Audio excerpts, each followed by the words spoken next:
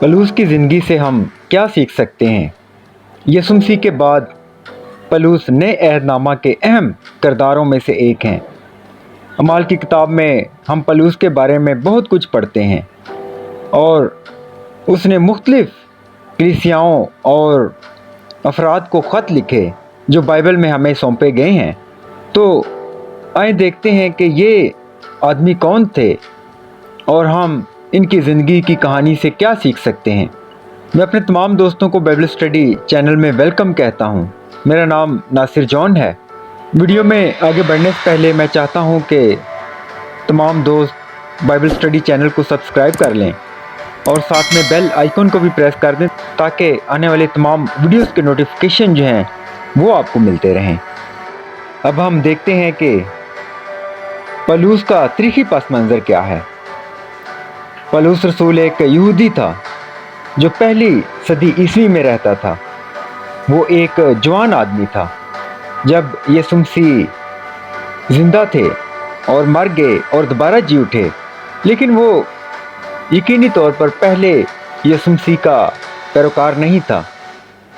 जी उठने वाले मसीह यीशु के साथ ज़ाती मुलाकात के बाद ही पलूस एक मसीही बन गया। उसके बाद उसने यहूदियों और गैर कौमों दोनों के लिए मिशनरी की हैसियत से रोमन सल्तनत का सफ़र किया। एक जुल्म करने वाला नौकर बन जाता है। हमने पहले सुना है कि पलूस रसूल इब्तिदा में यीशु मसीह के पैरोकार नहीं थे। पलूस रसूल फरीसियों के मजहबी गिरोह से ताल्लुक़ रखता था और उसे यकीन था कि यीशु मसीह तहीने मज़हब थे जिसके पैरोकारों को सताया जाना चाहिए और कत्ल किया जाना चाहिए। अपनी ज़िंदगी के इस दौर पर नज़र डालते हुए पलूस रसूल इतराफ़ करते हैं। आइए देखते हैं एक हवाला में अमाल की किताब 22 बाब 4 आयत में, चुनांचा मैंने मर्दों और औरतों को बांध बांध कर और कैदखाना में डाल डाल कर मसीही तरीके वालों को यहाँ तक सताया कि कैदखाना में डाला। और उसने ईमानदारी से सोचा कि खुदा उसके ऐसा करने से खुश हो जाएंगे। जी उठने वाले मसीह के साथ एक ज़ाती मुलाकात पलूस रसूल के नुक्ते नज़र को मुकम्मल तौर पर तब्दील कर देती है। अब वो तस्लीम करते हैं कि यीशु मसीह वाकई खुदा के बेटे हैं और वो वाकई मर गए और मुर्दों में से जी उठे हैं। और पलूस रसूल पर इसी लम्हे से वो अपनी ज़िंदगी यीशु मसीह के लिए वक्फ करते हैं। वो समझता है कि उसका खुदा के लिए पुरजोश होना कभी भी उसे निजात नहीं दिला सकता। वो एक गुनहगार है जिसे खुदा से मुआफ़ी मांगने की ज़रूरत है। बाद में वो तीमुथियुस के नाम एक ख़त में लिखते हैं। क्या लिखते हैं एक हवाला में देखते हैं, पहला तीमुथियुस 1 बाब 15 आयत। और ये बात सच और हर तरह से कबूल करने के लायक है कि मसीह यीशु गुनहगारों को निजात देने के लिए दुनिया में आया, जिनमें से सबसे बड़ा मैं हूँ। पलूस रसूल की ज़िंदगी अब बिल्कुल तब्दील हो गई है। पहले वो जुल्म करने वाला था, लेकिन अब वो अपनी बाकी ज़िंदगी के लिए मसीह यीशु का शागिर्द बन जाता है। आइए इस बारे में एक हवाला देखते हैं, पहला तीमुथियुस 1 बाब 12 और 13 आयत। मैं अपने ताकत बख्शने वाले खुदावंद यीशु मसीह का शुक्र करता हूँ कि उसने मुझे दयानतदार समझकर अपनी खिदमत के लिए मुकर्रर किया। अगरचे मैं पहले कुफर बकने वाला और सताने वाला और बेइज्जत करने वाला था, तो भी मुझ पर रहम हुआ, इस वास्ते कि मैंने बेईमानी की हालत में नादानी से ये काम किए थे। पलूस रसूल अंजील का ऐलान करने के लिए दुनिया का सफ़र करते हैं। अब पलूस ने पहले ही तजर्बा किया है कि यीशु मसीह को اپنے خداوند اور نجات دہندہ کے طور پر جاننا کتنا اہم ہے۔ وہ اس خوشخبری کو دوسروں کے ساتھ بھی بانٹنا چاہتا ہے، اور یہ خداوند کے منصوبے کے مطابق ہے، جس کا ذکر اعمال 9 باب 15 آیت میں ہے۔ آئیں دیکھتے ہیں۔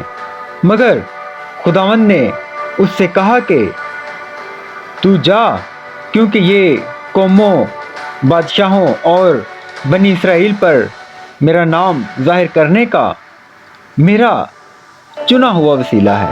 صرف خدا کی قدرت سے ہی پولس اس کام کو انجام دے سکتا ہے۔ آئیں اس بارے میں ایک حوالہ دیکھتے ہیں۔ پہلا کرنتھیوں 2 باب 3 سے 5 آیت تک۔ اور میں کمزوری اور خوف اور بہت تھر تھرانے کی حالت میں تمہارے پاس رہا، اور میری تقریر اور میری منادی میں حکمت کی لبانے والی باتیں نہ تھیں، بلکہ وہ روح اور قدرت سے ثابت ہوتی تھیں، تاکہ تمہارا ایمان انسان کی حکمت پر نہیں بلکہ خدا کی قدرت پر موقوف ہو۔ کلیسیاؤں کا کام پولس رسول کا کوئی ذاتی کام نہیں تھا، بلکہ دوسرے مسیحیوں، کلیسیاؤں اور یروشلم میں رسولوں کے ساتھ مل کر کام کرنا ہے۔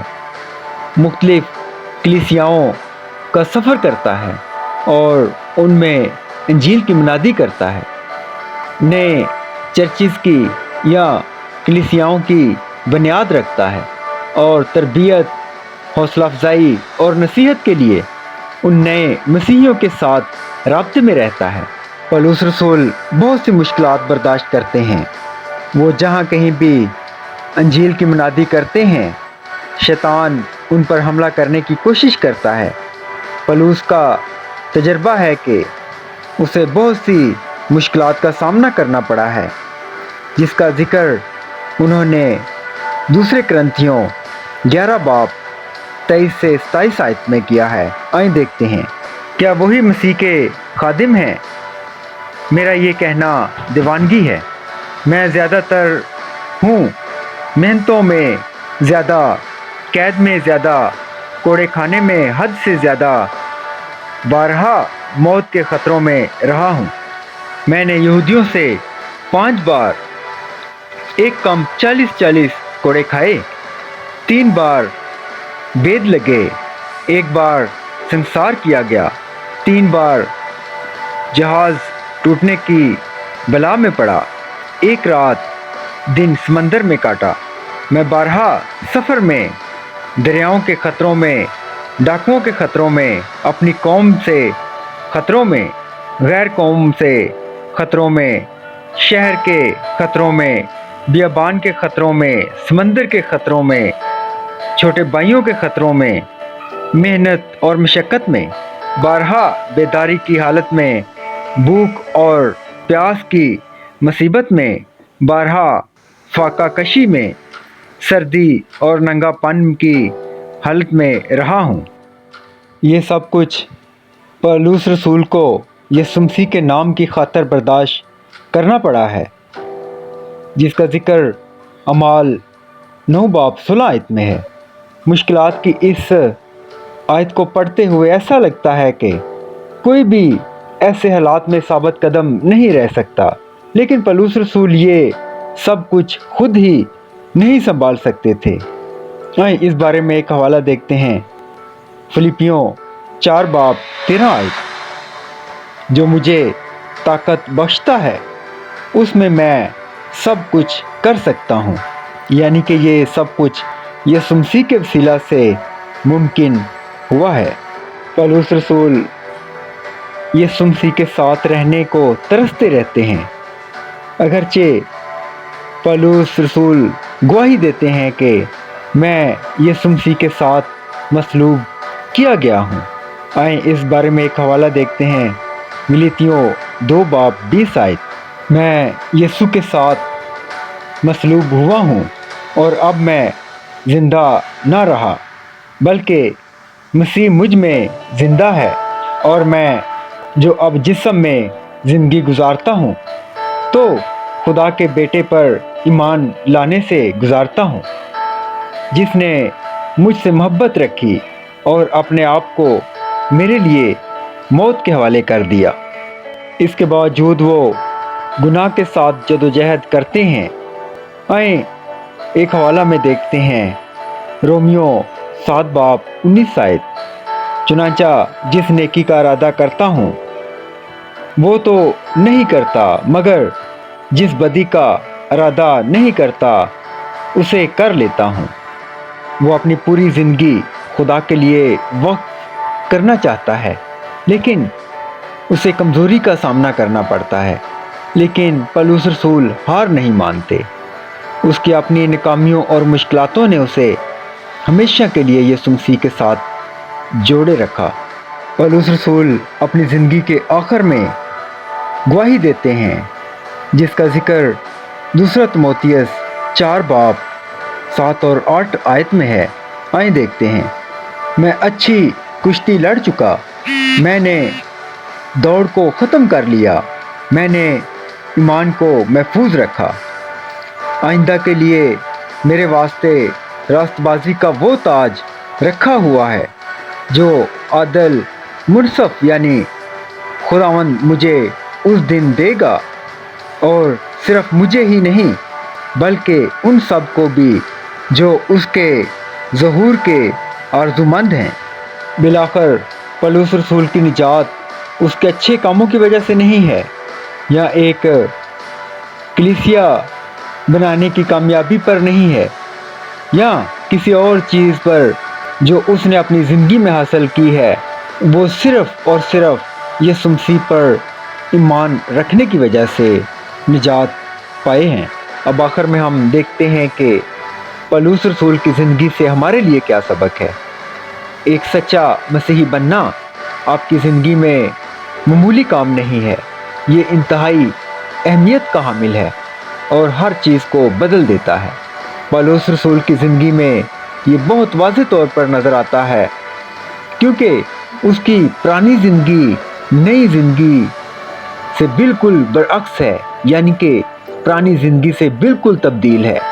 पौलुस रसूल की ज़िंदगी वाज़ेह करती है कि खुदावंद किसी को भी अपनी खिदमत में इस्तेमाल कर सकते हैं, चाहे वो पहले कितने ही बुरे क्यों ना हो या वो कितने ही गुनहगार क्यों ना हो। खुदा लोगों को मुकम्मल तौर पर तब्दील कर सकते हैं और उन्हें उस काम के लिए तैयार कर सकते हैं जो वो चाहते हैं कि वो करें। खुदावंद अपने बच्चों को एक आसान ज़िंदगी का वादा नहीं करते।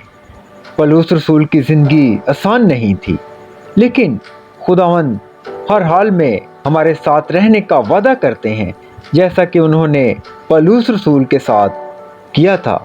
पौलुस रसूल ने अपनी ज़िंदगी की बुनियाद इस यकीन पर रखी कि वो ईमान के वसीला से, फजल के वसीला से बचाया गया था। मिसाल के तौर पर हम देख सकते हैं इफिसियों 2 बाब 8 आयत। आइए देखते हैं, क्योंकि तुमको ईमान के वसीला से फजल ही से निजात मिली है, और ये तुम्हारी तरफ से नहीं, खुदा की बख्शिश है।